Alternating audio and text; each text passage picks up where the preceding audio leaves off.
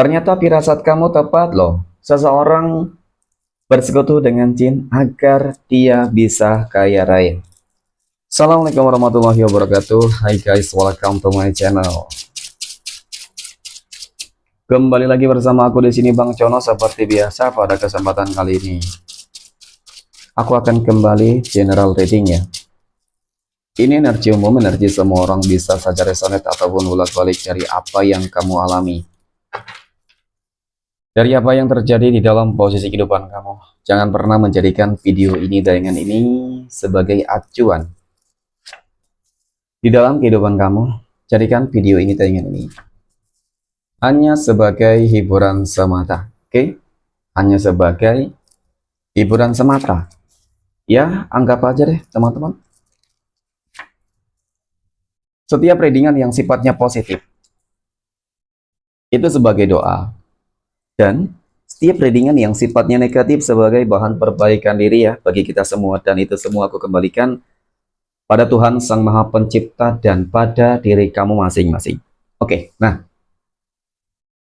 di sini kartu tarot sudah aku shuffle, aku acak dan aku pilih teman-teman. Kemudian tema kita untuk readingan kali ini ya, ternyata feeling firasat kamu tepat ya, melihat seseorang kaya raya, melihat seseorang sukses dengan cara yang nggak wajar. Ternyata memang benar adanya, selama ini dia telah bersekutu dengan jin dan dukun.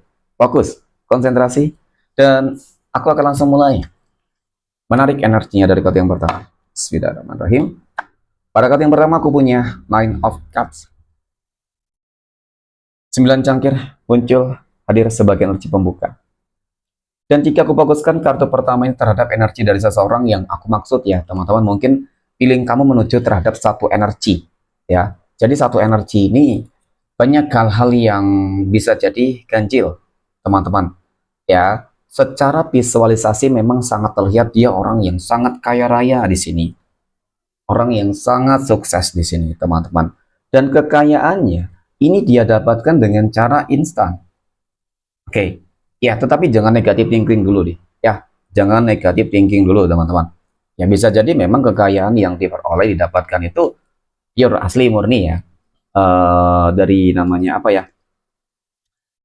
Keajaiban, dia dapat warisan ya, ataupun mungkin lain-lain lah ya.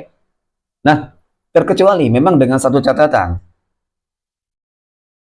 Bukan hanya kamu yang merasakan dengan adanya hal-hal yang aneh, tapi mungkin juga begitu banyak orang yang melihat ya teman-teman, orang-orang yang mungkin memiliki kelebihan melihat hal-hal yang sifatnya spiritualitas, dan bukan hanya satu tentunya teman-teman ya, paling tidak ya 3 ataupun 5, itu untuk lebih memastikan yang pertama ya. Nah itu baru mungkin bisa jadi benar adanya gitu ya, meskipun tidak bisa dipastikan kebenarannya 100% teman-teman ya. Tetapi melihat berbagai ataupun karena adanya beberapa keganjilan yang sering terjadi nih. Contoh, ketika seseorang tersebut menjadi kaya raya ya, ataupun sebelum kaya raya, ada anggota keluarga dia yang meninggal ya, dan itu mungkin terus-menerus terjadi, ataupun ada sebuah perubahan-perubahan fisik ya, teman-teman, ataupun dia sering sakit-sakitan. Ya, bukan dia sebenarnya ya, mungkin anggota keluarganya ya, teman-teman. Oke. Nah, jadi dengan beberapa hal-hal yang cukup ganjil ini mungkin bisa jadi menjadi salah satu ya penguat lah dari feeling dan firasat kamu teman-teman tentang seseorang tersebut ya. Nah, aku punya The Magician. Jadi di situ bisa diprediksi teman-teman ya, bahwasanya memang ini orang menggunakan black magic, menggunakan cara yang singkat ya, cara instan untuk memperkaya dirinya. Dan harus hati-hati, seperti memang seseorang tersebut ini memang menggunakan apa ya, penumbalan, pengorbanan untuk orang lain, ya. agar lebih memperkaya dirinya, dan termasuk itu tadi bisa jadi ketika anggota keluarganya sendiri yang menjadi korban, teman-teman. Ini karena dia tidak mampu memberikan tumbal ataupun korban yang lain di luar dari keluarganya.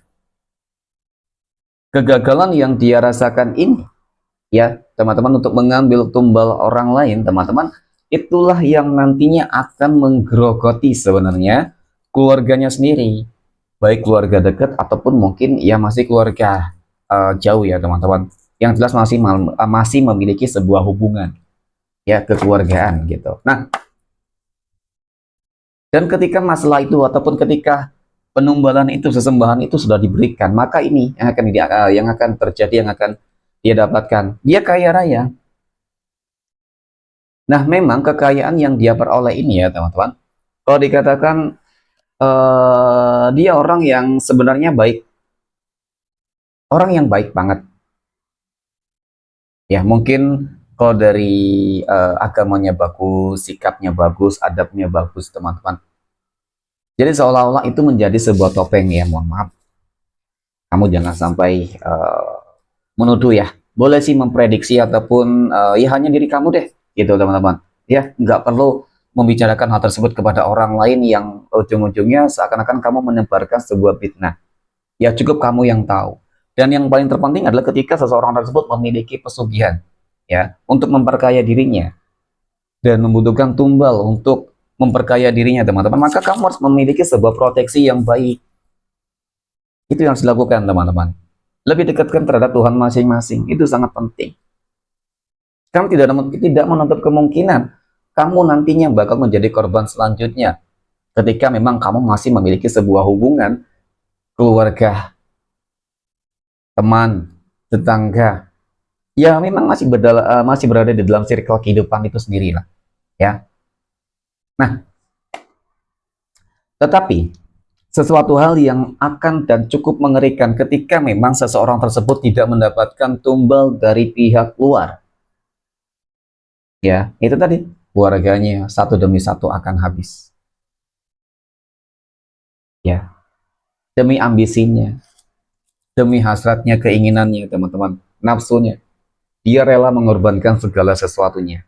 Dan bahkan tanpa dia sadari nantinya, dia juga nanti yang bakal menjadi korban selanjutnya, tumbal selanjutnya. Dan yang ujung-ujungnya apa, teman-teman? Ya tentu keluarga yang bakal sulit, susah. Ya, keluarganya sendiri. Gitu sih. Ya, betapa ambisi besarnya itu, teman-teman. Ya, oke, mungkin semua orang memiliki kesulitan dan permasalahan masing-masing ya. Tetapi ketika seseorang tersebut sebenarnya sedang diuji dengan berbagai masalah ekonomi, ya harus berpikir dong teman-teman bagaimana caranya agar bangkit. Harus berpikir bagaimana caranya agar bisa uh, sukses gitu sih. Bukan dengan cara-cara yang nggak benar, bukan dengan cara-cara yang instan, yang akan merugikan orang lain dan dirinya sendiri. Ya ujung-ujungnya pasti penyesalan. Apalagi ketika dia, mohon maaf, kehilangan orang tua, kehilangan pasangan, kehilangan anak, kehilangan kakak, kehilangan adik, dan lain sebagainya. Ya. Tetapi sih biasa orang yang masih dibutakan oleh harta, dia tidak akan pernah menyesali, teman-teman.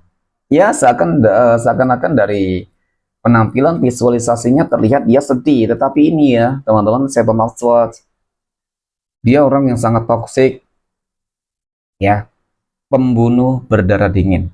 Itu sih istilahnya ya, teman-teman. Jadi itu yang terlihat. Ya. Jadi kamu juga wajib berhati-hati sih sebenarnya di sini. Nah, kemudian aku punya Knight of Swords sebagai nasi penutup. Ya, penting untuk lebih mendekatkan diri terhadap Tuhan masing-masing, teman-teman. Ketika ada seseorang yang memiliki kekayaan yang di luar nalar ya, teman-teman, ataupun di batas wajar lah ya.